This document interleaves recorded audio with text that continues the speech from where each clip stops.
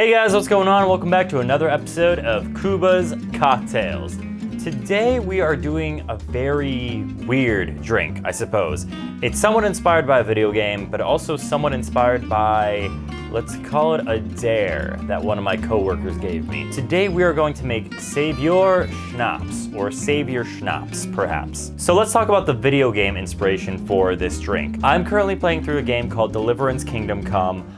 I'm not too far into it, but I'm really liking it so far. It's a game that takes place in middle-aged Bohemia, where the protagonist, Henry, just escaped after his village got raided by a bunch of Cuman mercenaries. He now goes on a quest to avenge his parents, his friends, and everyone else who was lost during that raid. The game itself is actually really known for being very historically accurate to the time period and the wars going on at that point. They do have a weird mechanic, which is that you have to be in possession of the Saviour Schnapps in order to actually be able to save your game at any irregular point. So let's say, you can't just click like, menu save.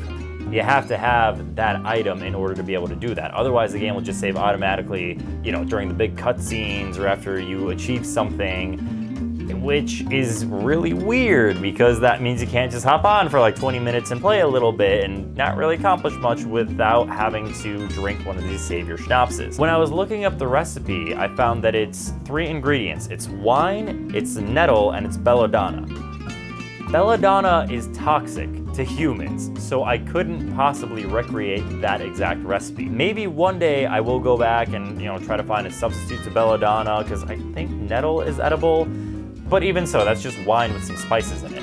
So I wanted to create kind of a modern version of that. Saviour Schnapps is described in the game as, verbatim, a liquor of exotic fragrance. Drinking it is an experience that can't be forgot. I am using some of my most exotic ingredients possible for this drink. It might be terrible. I don't know. I haven't actually tried this drink yet. Normally I try to, do a practice round of just about every drink I throw on the show.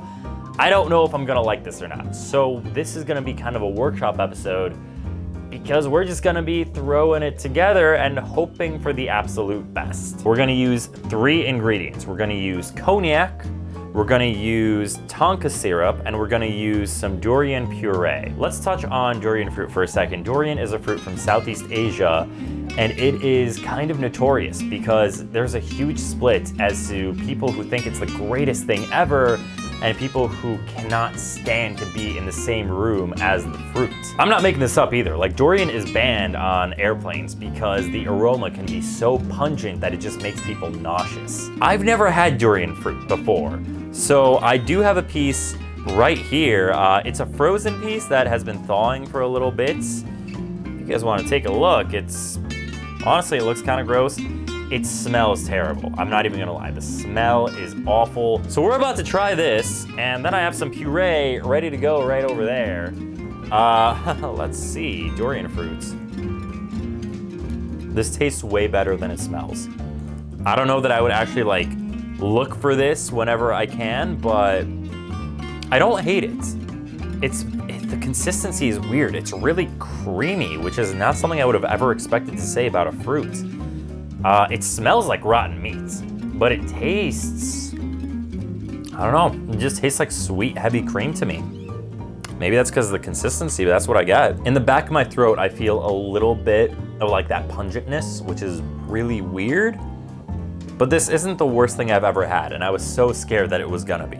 Grabbing some of the durian puree.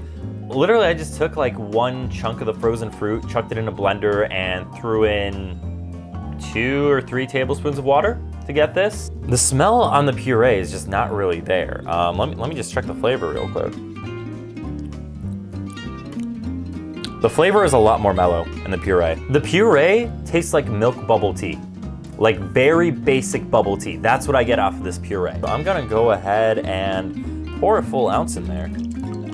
Next ingredient here is gonna be Tonka syrup. What the hell is Tonka? Tonka is a South American bean that is used in a lot of dessert recipes all around the world. Like creme brulee made with Tonka bean is exquisite. It is illegal in the United States of America, but legal in literally every other country in the world. Why is it illegal? It contains coumarin, meaning if you eat 30 of these beans, you will get poisoned and die.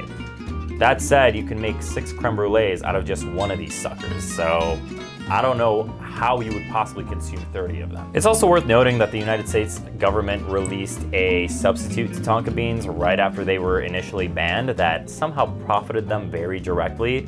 So there's no motivation there to unban it per se. You can very easily import them as well through Amazon for like 12 bucks. Or if you just happen to live by a major city, you could probably get your hands on some just as easily. Or if you're one of my non-United States friends, you could probably just go to any spice store and you should find them no problem. I mentioned Tonka syrup, so I did make what is essentially Tonka bean simple syrup. How did I make this? This was, I got this recipe from, I want to say I got it from How to Drink. I'll post the exact recipe in the description because I just can't remember off the top of my head. I'm gonna go for about 1/3 of an ounce. I wouldn't go any more than 1/2 ounce if you're feeling daring.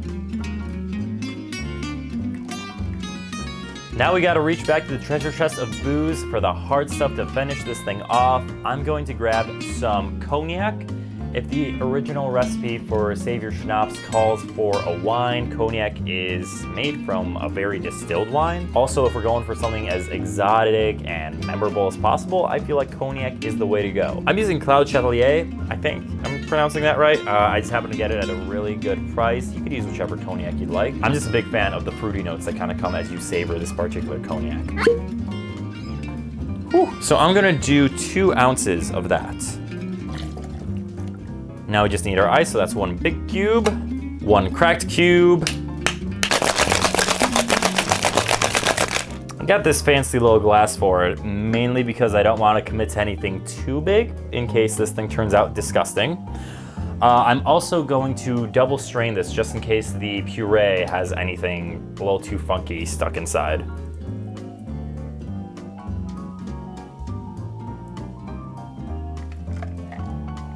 And there it is, guys, a glass of the Saviour Schnapps. Well, it looks pretty nice. Nice, full, kind of a milky golden color. Man, I guess we just gotta give it a go, right? It smells pretty good. It doesn't have that like pungent, rancid smell that the regular Durian has. So, well, let's go.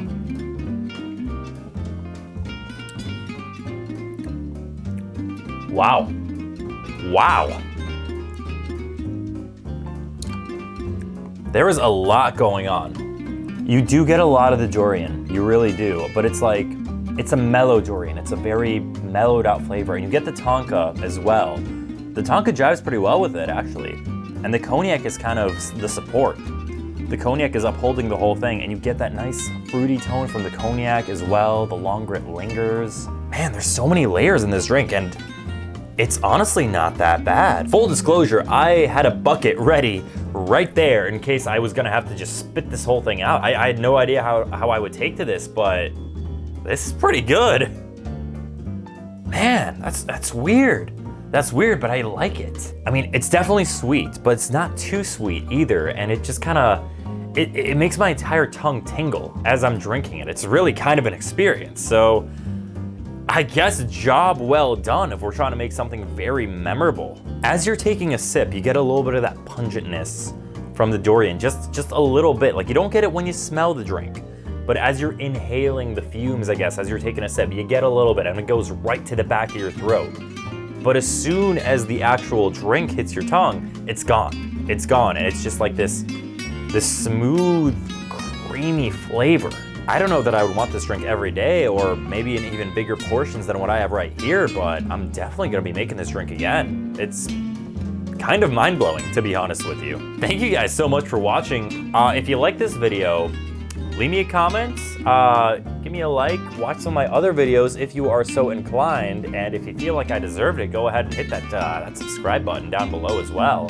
Let me know what drinks you want to see me mess around with next, if there's any crazy ingredients you want to see me try. Thanks again, guys. I'll see you in the next video. Zdrówko.